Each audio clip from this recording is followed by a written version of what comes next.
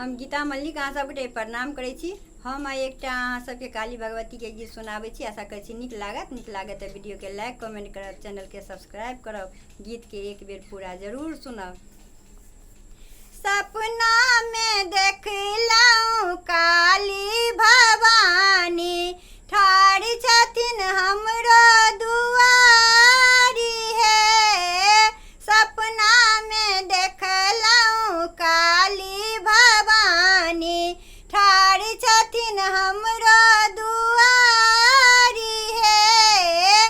बामे हाथ में माँ के खड्ग बिराजे, बामे हाथ में माँ के खड्ग बिराजे, दाहिने में चमकन तलवार है, दाहिने में चमकन तलवार है।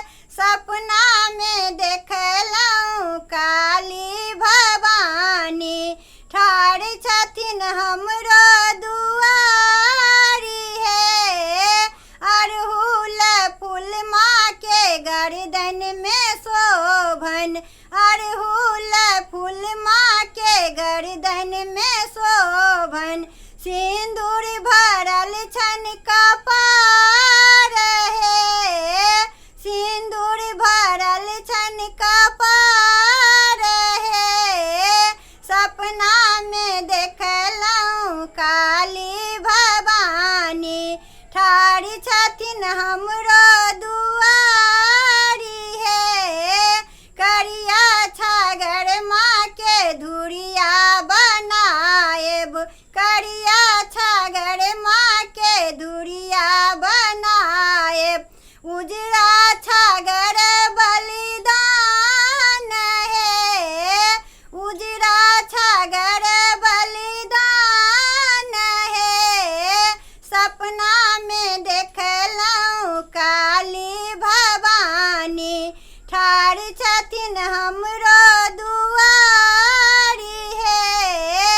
एक दिस माँ के पूजा करै छी, एक दिस माँ के पूजा करै छी, एक दिस मांगब वरदान है, एक दिस मांगब वरदान है। सपना में देखलहुँ काली भवानी ठाढ़ छथिन हमरो दुआरी है। सपना में देखलहुँ काली भवानी ठाढ़ छथिन हम